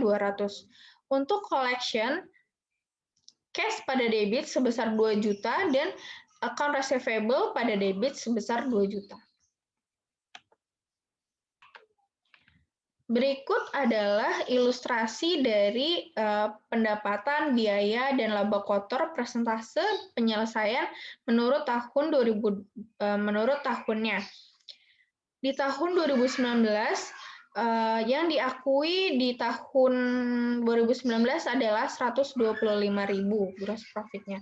Di tahun 2020, gross profit diakui sebesar 199.000 euro. Lalu di tahun 2021, gross profit yang diakui adalah sebesar 126.000 euro. Selanjutnya adalah pencatatan dari pengakuan revenue dan gross profit. Untuk tahun 2019, revenue dan gross profit-nya yaitu pada debit sebesar 125.000 untuk construction in process, lalu 1 juta untuk construction expense, di kredit sebesar 1.125.000 untuk revenue from long-term contract. Untuk mencatat completion of the contract, yaitu di 2019 tidak ada pencatatan. Nah, lalu di tahun 2020, untuk mencatat revenue-nya adalah di debit construction in process sebesar 199.000 dan construction expense sebesar 1.916.000. Di kredit revenue from long term contract sebesar 2.115.000. Di tahun 2021 untuk pencatatan pengakuan revenue dan gross profit yaitu sebagai berikut. Di debit construction in process sebesar 126.000, construction expense sebesar 1.134.000 dan di kredit revenue from long term contract sebesar 1.260.000. Dan di tahun 2001 terdapat pencatatan completion of contract yaitu di debit billing on construction in process sebesar 4.500.000 dan construction in process dikredit sebesar 4.500.000. Berikut adalah isi konstruksi dalam proses akun metode persentase penyelesaian. Selanjutnya adalah penyajian laporan keuangan persentase penyelesaian perhitungan harga kontrak belum tertagih pada tanggal 31 Desember 2019. Kontrak revenue recognized to date-nya yaitu 4.500.000 euro dikali dengan 1 juta euro dibagi dengan 4 juta euro menghasilkan angka 1.125.000 euro.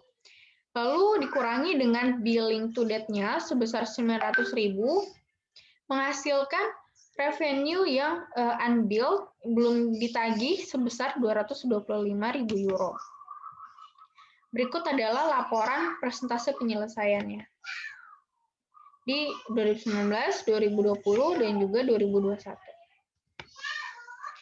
Selanjutnya adalah metode pemulihan biaya atau zero profit. Metode ini mengakui pendapatan hanya sebatas biaya yang terjadi yang diharapkan dapat diperoleh kembali. Laba kotor baru diakui setelah semua biayanya terjadi. Selanjutnya adalah konstruksi Hardat akan melaporkan pendapatan dan biaya untuk 2019 sampai 2021. Di sini tahun 2019 tidak ada yang diakui, 2020 juga tidak ada yang diakui, tapi 2021 didapatkanlah 450.000 euro yang gross profit yang diakui. Selanjutnya adalah untuk pencatatan dari transaksinya. Di tahun 2019 di debit construction expense sebesar 1 juta dan revenue from long term contract di kredit sebesar 1 juta. Di tahun 2020 pada debit construction expense sebesar 1.916.000 dan pada kredit revenue from long term contract sebesar 1.916.000. Lalu di tahun 2021 construction in process di debit sebesar 450.000, construction expense di debit sebesar 1.134.000, revenue from long term contract di kredit sebesar 1.584.000. Lalu ada pencatatan selanjutnya di tahun 2021 yaitu billing on construction in process sebesar 4.500.000 dan di debit dan di kredit ada construction in process-nya sebesar 4.500.000. Berikut adalah comparison of gross profit recognized under different method.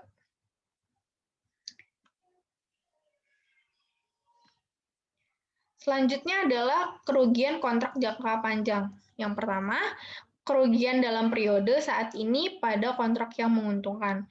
Hanya dengan metode persentase penyelesaian, estimasi kenaikan biaya memerlukan penyesuaian periode berjalan dari laba kotor berlebih yang diakui pada periode selanjutnya. Loss on unprofitable contract. Berdasarkan metode persentase penyelesaian dan pemulihan biaya, perusahaan harus mengakui dalam periode perjalanan seluruh kerugian kontrak yang diharapkan. Untuk kerugian dalam periode saat ini adalah sebagai berikut. Lalu untuk mencatat kerugian dalam periode ini adalah sebagai berikut. Untuk di tahun 2019 ada 3.900. Lalu di tahun 2020 tidak ada.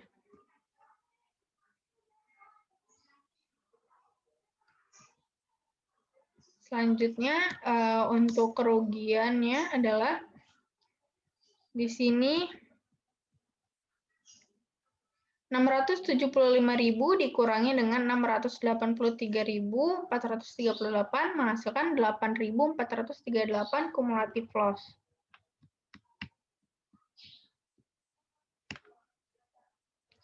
Selanjutnya maka jurnalnya adalah sebagai berikut. Untuk 2018 ada construction in process dan construction expense pada debit. dan revenue from LT contracts pada kredit sebesar 168.750. Lalu di tahun 2019 ada construction expense sebesar 290.000 di debit, lalu construction in process di kredit sebesar 27.188 dan revenue from LT contract sebesar 263.250 di kredit. Lalu di tahun 2020 ada construction expense 243.000 di debit dan juga revenue from LT contracts 243.000 di kredit. Untuk metode cost recovery, perusahaan akan mengakui kerugiannya sebagai berikut. Hanya di tahun 2019, loss on LT contract di debit sebesar 8.438 dan construction in process di kredit sebesar 8.438. Selanjutnya adalah terdapat 4 jenis pengakuan waralaba yang telah berkembang. Di antaranya ada produsen pengecer, produsen grosir, pengecer sponsor layanan, dan pengecer grosir. Perusahaan waralaba memperoleh pendapatan dari satu atau sumber atau kedua sumber, yaitu penjualan waralaba awal dan aset atau pelayanan terkait, dan biaya lanjutan berdasarkan operasi laba. Pemilik waralaba biasanya menyediakan kepada penerima waralaba sebagai berikut. Ada bantuan dalam pemilihan lokasi, evaluasi pendapatan potensial, pengawasan aktivitas konstruksi, yang selanjutnya bantuan dalam perolehan tanda, perlengkapan, dan perlengkapan. Yang keempat ada pelayanan, pembukuan, dan konsultasi. Yang kelima ada pelatihan karyawan dan manajemen. Keenam ada kontrol kualitas, yang ketujuh ada periklanan dan promosi. Pada akuntansi waralaba, kewajiban kinerjanya terkait dengan yang pertama hak untuk membuka usaha, yang kedua penggunaan nama dagang atau kekayaan intelektual lain dalam pemilik waralaba. Yang ketiga adalah layanan berkelanjutan seperti bantuan pemasaran, pelatihan, dan dalam beberapa kasus menyediakan inventaris dan manajemen inventaris. Pemberi waralaba biasanya mengenakan biaya waralaba awal dan biaya waralaba lanjutan. Untuk pengertiannya, biaya waralaba awal yaitu pembayaran untuk membangun hubungan dan menyediakan beberapa layanan awal. Lalu biaya waralaba lanjutan diterima sebagai imbalan atas hak berkelanjutan yang diberikan oleh perjanjian untuk memberikan pelatihan manajemen, periklanan, dan promosi, bantuan hukum, dan dukungan lainnya. Sebagai ilustrasi di sini, TUM Pizza Inc. menandatangani perjanjian waralaba pada 1 November 2019. Memberikan Food Fight Corp hak untuk beroperasi sebagai pewaralaba TUMS Pizza selama 5 tahun. TUMS menagih Food Fight dengan biaya waralaba sebesar $50.000 untuk hak operasi sebagai pewaralaba. Dari jumlah ini, $20.000 dibayarkan ketika Food Fight menandatangani perjanjian, dan sisanya dibayarkan dalam 5 pembayaran tahunan masing-masing $6.000 pada tanggal 31 Desember. Food Fight juga berjanji untuk membayar pembayaran royalti berkelanjutan sebesar 1% dari penjualan tahunannya.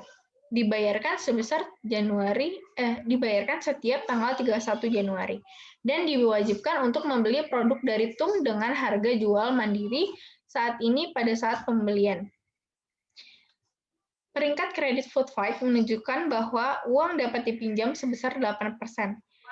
Nilai sekarang dari anuitas biasanya dari 5 penerimaan tahunan sebesar $6.000 masing-masing didiskontokan sebesar 8% adalah sebesar $23.957. Diskon $6.043 merupakan pendapatan bunga yang harus dibayar oleh TUM selama periode pembayaran. Oleh karena itu, apa kewajiban kinerja dan waktu kapan kewajiban kinerja dipenuhi dan pendapatan diakui? Hak atas nama dagang, area pasar, dan pengetahuan kepemilikan selama 5 tahun tidak berbeda satu persatu. Masing-masing tidak dijual secara terpisah dan tidak dapat digunakan dengan barang atau jasa lain yang tersedia untuk penerima waralaba. Hak gabungan menimbulkan kewajiban kinerja tunggal. Hak kewajiban kinerja pada saat food fight mendapatkan kendali atas hak-haknya.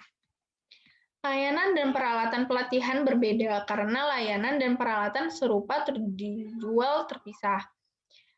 TUM memenuhi kewajiban kinerja sebagai berikut saat mentransfer layanan dan peralatan ke food fight. TUMS tidak dapat mengakui pendapatan untuk pembayaran royalti karena tidak dijamin berhak atas royalti tersebut. TUMS mengakui pendapatan untuk royalti ketika ketidakpastian tersebut terselesaikan. Berikut ini adalah alokasi harga transaksi di tahun 2019 tanggal 31 Desember. Yaitu right to the trade name, market area, and property know-how sebesar $20.000, training service sebesar $9.957, dan equipment yang biayanya sebesar $10.000 sebesar $14.000. Total dari transaksi price-nya sebesar $43.957. Pelatihan selesai pada Januari 2020, peralatan dipasang pada Januari 2020, dan Food Fight mengadakan grand opening pada 2 Februari 2020. Pada tanggal 31 Desember, pencatatan sebagai berikut. Cash sebesar $20.000, piutang wesel sebesar $23.957.000 di debit. Lalu pada kreditnya adalah pendapatan waralaba diterima di muka sebesar $20.000, pendapatan layanan diterima di muka seperti training atau pelatihan sebesar $9.957, pendapatan penjualan diterima di muka sebesar $14.000. Pada tanggal 2 Februari, franchise dibuka. TUMS memenuhi kewajiban kinerja yang terkait dengan hak waralaba, pelatihan, dan peralatan. Pendapatan waralaba diterima di muka sebesar $20.000 dan pendapatan waralaba sebesar $20.000 di kredit. Lalu ada pendapatan layanan diterima di muka di debit sebesar $957.000 dan pendapatan jasa pelatihan sebesar $957 di kredit. Lalu ada pendapatan penjualan diterima di muka $14.000 di debit dan pendapatan penjualan sebesar $14.000 di kredit. HPP sebesar $10.000 di debit dan inventaris sebesar $10.000 di kredit. Lalu sebesar $525.000 terdapat pencatatan penjualan di tahun pertama operasinya. Entry jurnalnya adalah sebagai berikut. Piutang usaha sebesar $525.000 dikali 1% sebesar $5.250 di debit. Lalu pendapatan waralaba sebesar $550 di kredit. Untuk mencatat pembayaran diterima di muka dan bunganya adalah sebagai berikut. Cash sebesar $6.000 di debit dan piutang wesel di kredit sebesar $6.000. Piutang wesel didapat dari $23.957 dikali 8% di debit sebesar $1.917 dan pendapatan bunga di kredit sebesar $1.917. Selanjutnya adalah pengakuan pendapatan hak waralaba dari waktu ke waktu. Bergantung pada substansi ekonomi hak, pemilik waralaba memungkinkan memberikan akses kepada hak daripada mengalihkan kendali hak waralaba. Dalam hal ini, pendapatan waralaba diakui dari waktu ke waktu, bukan pada suatu titik. Sebagai ilustrasi, di sini ada Tech Solver Corp adalah pemilik waralaba dan menyediakan berbagai layanan komputasi di perangkat Apple dan PC yang populer. Setiap perjanjian memberikan hak kepada waralaba untuk membuka toko Tech Solver dan menjual produk dari layanan Tech Solver di area tersebut selama 5 tahun. Di bawah kontrak Tech Solver juga menyediakan sejumlah layanan kepada penerima waralaba untuk mendukung dan meningkatkan merek laba tersebut termasuk memberikan nasihat dan konsultasi tentang pengoperasian toko. Lalu, sebagai operasi layanan yang hampir seluruhnya dilakukan, tax solver menyediakan beberapa layanan. Kemudian di tanggal 15 Desember, tax solver menandatangani perjanjian waralaba untuk mengoperasikan waralaba tax solver di Bavaria Timur selama 5 tahun. Tax solver membebankan biaya waralaba awal sebesar $5.000 untuk hak operasi sebagai penerima waralaba. Kemudian terdapat royalti sebesar 7% dibayarkan setiap tanggal 15 Januari. Dan waralaba mulai beroperasi Januari 2020 dan mengakui pendapatan $85.000 pada tahun 2020. Hak atas nama dagang, area pasar, dan pengetahuan kepemilikan selama 5 tahun tidak berbeda satu persatu. Masing-masing tidak dijual terpisah, dan hak berlisensi dan material pelatihannya merupakan kewajiban kinerja tunggal, dan pemecah teknologi menyediakan akses ke hak dan harus terus melakukan pembaruan layanan. Tax solver tersebut tidak dapat mengakui pendapatan untuk pembayaran royalti. Berikut adalah jurnal untuk pada saat perjanjian waralaba ditandatangani tanggal 15 Desember 2019. Cash di debit sebesar 5.000 dan pendapatan waralaba diterima di muka sebesar 5.000. Lalu pada saat pengoperasian, yaitu pendapatan waralaba diterima di muka, di debit sebesar 1.000 dan pendapatan waralaba sebesar 1.000. Piutang usaha sebesar 5.950 dan pendapatan waralaba sebesar 5.950. Demikian presentasi dari kami. Terima kasih.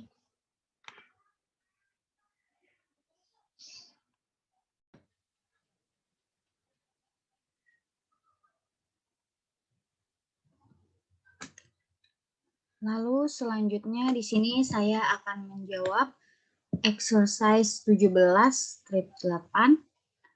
Informasi berikut tersedia bagi perusahaan kini pada tanggal 31 Desember 2015 mengenai investasinya. Investasinya biaya 3.000 saham biasa dari PT Corporation sebesar 40.000 euro dengan nilai wajar 46.000 euro.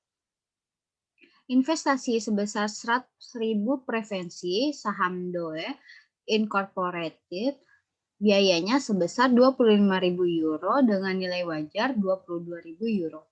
Jadi, total biaya sebesar 65.000 euro dan nilai wajar sebesar 68.000 euro. Petunjuknya, persiapkan entry yang menyesuaikan jika ada untuk 2015 dengan asumsi investasi digolongkan sebagai perdagangan. Yang kedua, persiapkan entry yang menyesuaikan jika ada untuk tahun 2015 dengan asumsi investasi digolongkan sebagai non-perdagangan. Yang ketiga, bahas bagaimana jumlah yang dilaporkan dalam laporan keuangan yang dipengaruhi oleh entry dalam yang pertama dan yang kedua atau A dan B. Selanjutnya, jawaban yang A dengan jurnal entry-nya sebagai berikut.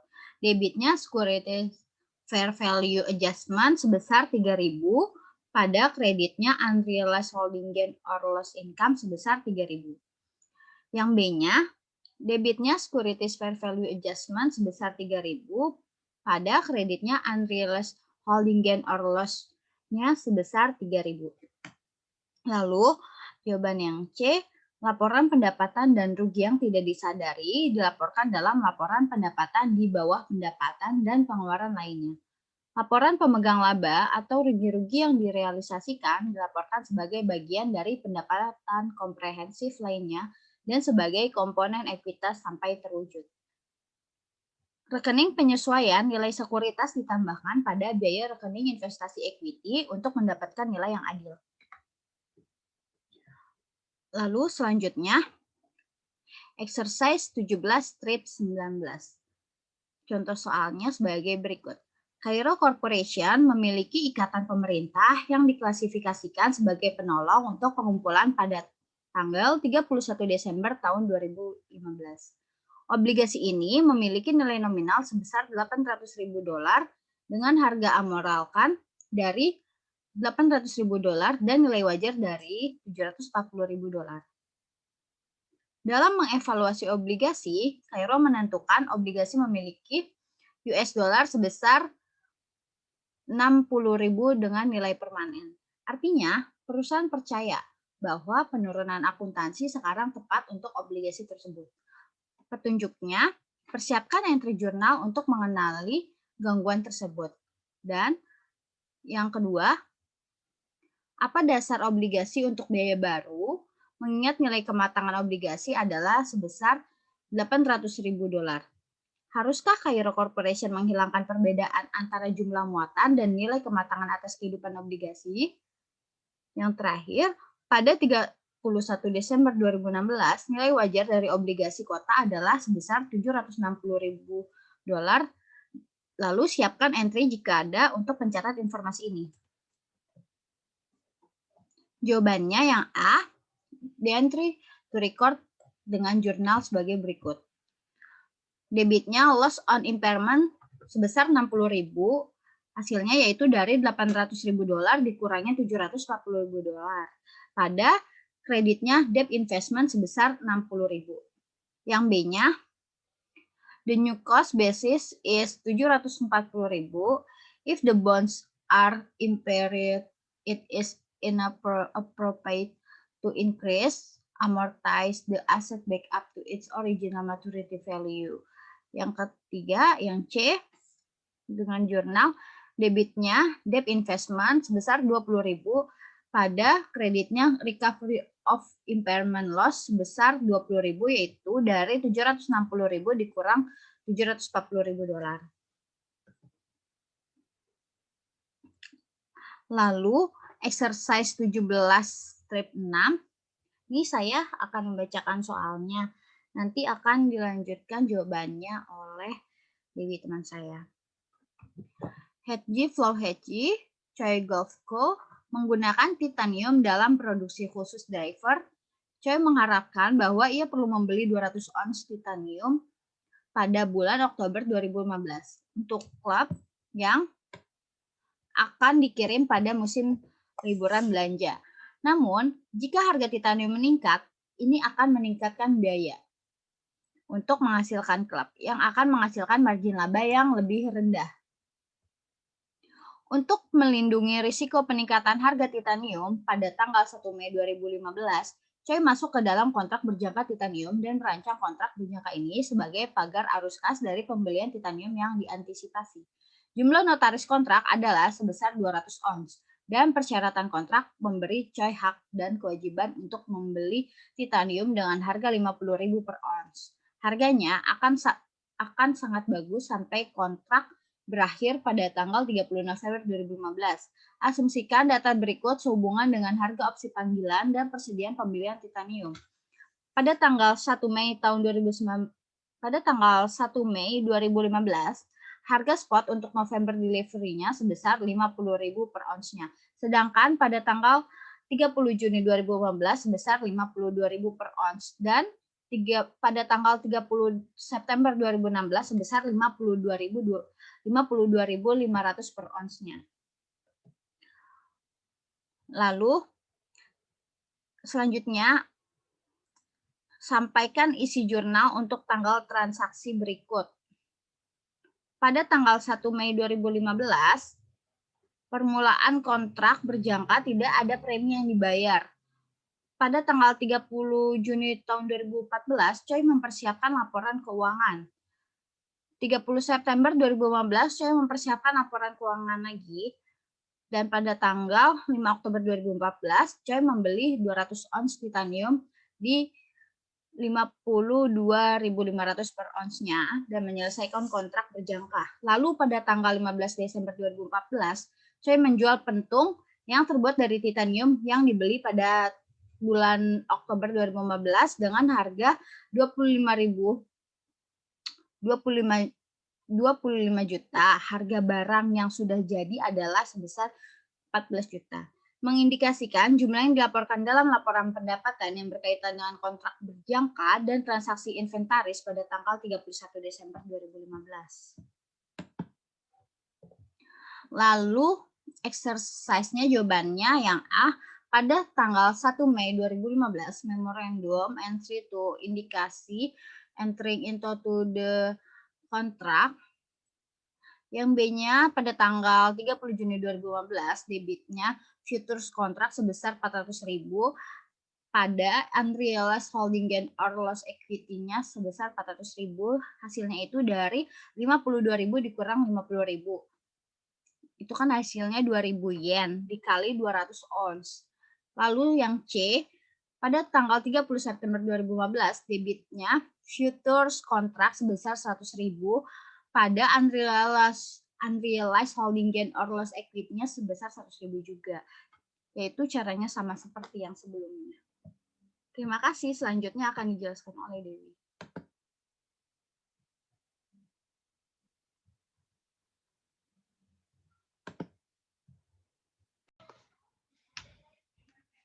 Selanjutnya adalah problem 1710. Castleman Holding memiliki portofolio investasi berikut pada tanggal 1 Januari 2015. Average perusahaan 1.000 saham, 15 euro per satunya, jadi sebesar 15.000. Roger untuk company 900 saham, yaitu 220 euro per satuannya, menghasilkan 18.000. Lalu Chance 500 saham menghasilkan 4.500, setara dengan 4.500. Non-trading investment at cost sebesar 37.500. Lalu dikurangi dengan fair value adjustment sebesar 7.500. Non-trading investment at fair value menghasilkan sebesar 30.000 euro. Selama tahun 2015, transaksi berikut terjadi. Pada tanggal 1 Maret, perusahaan Roger membayar 2 euro per saham. Pada tanggal 30 April, Castleman Holding menjual 300 saham perusahaan Chance untuk 11 euro per saham. Pada tanggal 15 Mei, saham Castleman Inc. dibeli 100 saham Everest Co. di 16 euro per saham. Tanggal 31 Desember 2015, saham memiliki nilai berikut per saham. Everest 17 euro, Roger 19 euro, dan Chance 8 euro. Lalu tahun 2016, transaksi berikut. Tanggal 1 Februari, Castleman Holding menjual sisa saham kesempatan Chance perusahaan untuk 8 euro per saham. Pada tanggal 1 Maret, perusahaan Roger membayar 2 euro per saham. Pada tanggal 21 Desember, perusahaan Everest mengumumkan dividen tunai dari 3 euro per saham akan dibayarkan pada bulan berikutnya. Tanggal 31 Desember 2016, saham memiliki nilai berikut harga per saham. Everest 19 euro dan Roger 21 euro. Instruksinya adalah catatan jurnal untuk setiap transaksi, lalu yang kedua pernyataan sebagian dari posisi keuangan yang menunjukkan rekening investasi tanggal 31 Desember 2015 dan 2016. Dan jelaskan secara singkat bagaimana akuntansi akan berubah jika investasi Everest digolongkan sebagai perdagangan. Untuk menjawab pertanyaan yang A, untuk transaksinya adalah tanggal 31 Januari 2015, debit pada cash sebesar 1.800 dan dividen revenue pada kredit sebesar 1.800. Lalu tanggal 30 April 2015, cash pada debit sebesar 3.300, gain on sales of equity investment pada kredit 600 dan equity investment pada kredit sebesar 2.700. Lalu, pada tanggal 15 Mei 2015, pada debit, equity investment sebesar 1.600 dan cash pada kredit sebesar 1.600. Lalu, pada tanggal 31 Desember 2015, securities fair value adjustment pada debit sebesar 8.500 dan unrealized holding gain or loss equity sebesar 8.500 pada kredit. Selanjutnya, tanggal 1 Februari 2015, yaitu cash pada debit sebesar 1.600, loss on sale equity investment pada 200, dan equity investment pada kredit sebesar 1.800. Kemudian ada di tanggal 1 Maret 2015, cash pada debit sebesar 1.800 dan dividen revenue pada kredit sebesar 1.800. Tanggal 21 Desember 2015, dividen receivable pada debit sebesar 3.300 dan dividen revenue pada kredit sebesar 3.300. Selanjutnya, tanggal 31 Desember 2015, securities fair value adjustment pada debit sebesar 4.200 dan unrealized holding gain or loss sebesar 4.200. Lalu untuk partial statement of financial-nya, yaitu pada posisi tanggal 31 Desember 2015, posisi investment-nya, equity investment at fair value sebesar 37.400. Dan untuk current asset, dividen receivable-nya 0, dan 31 Desember 2016 untuk equity investment sebesar 39.800 dan dividen receivable-nya 3.300. C. Jika a first investment was classified as trading atau perdagangan, unrealized holding gain-nya tidak akan dilaporkan sebagai equity, namun akan dilaporkan di net income.